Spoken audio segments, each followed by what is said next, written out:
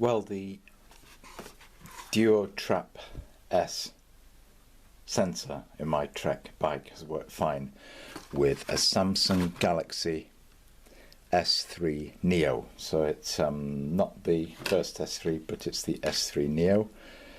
So the important things are that it needs to have the right bit of Android, the right type of Android. So if you go to About Device, and then,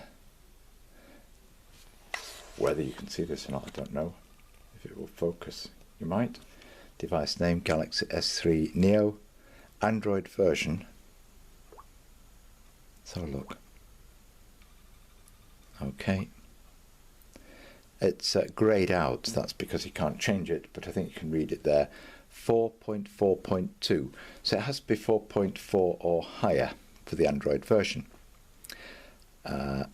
Now, in terms of what you need, if you talk to, if you go to the website for IpBike, that's the one that I've worked, you'll also find IP Sensor Man, which needs to be downloaded and installed.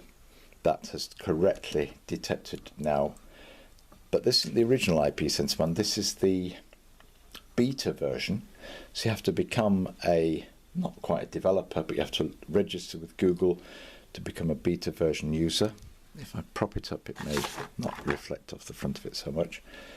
And that allows you to correctly recognize the Duotrap S. Without the beta version, it recognises it as a heart rate monitor. Now you can see the cycle there, bicycle, speed and cadence. Its device ID is there. Bluetooth low energy, so that's the radio style of the device.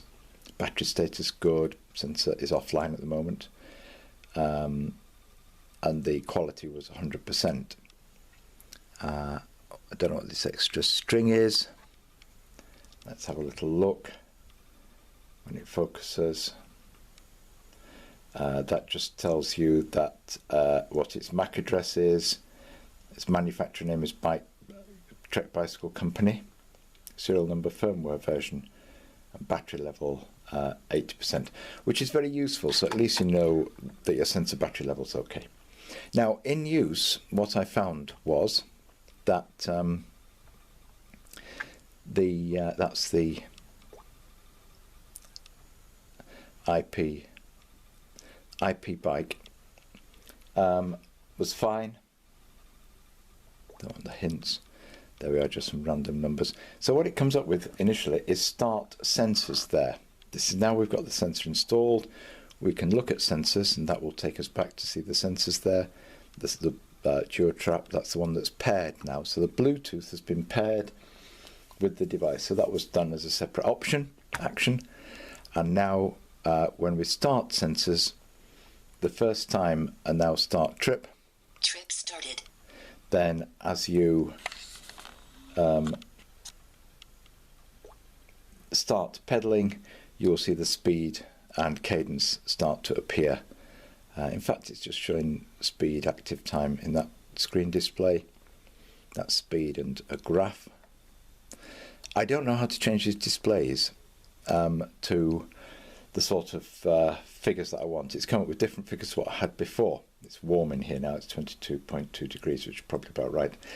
But it did come up with speed and cadence, which was the main things I wanted. You can get a display with way too much information on it. So this one is just speed and distance at the moment. And as you know, these software devices that go on your phone will work just using GPS. You can just download them onto your phone, put the phone in your back pocket, you don't need anything else, and it will measure your speed, and from your back pocket it will detect your motion and measure cadence. What I wanted to do though is use it more like a traditional bike speedometer, not without its troubles. And if you want to know any more about it, just make a comment, and I'm sure I'll pick up the comment, and I can do a little video of how I sorted the little minor niggles. But now quite happily, I'm very happy with the feedback I've had from can't remember his name, you or something, I think it is, but the person that runs IFOR, that has done this IpBike application, and so the communication with the main person there is excellent. So I'm pleased now I've got this going.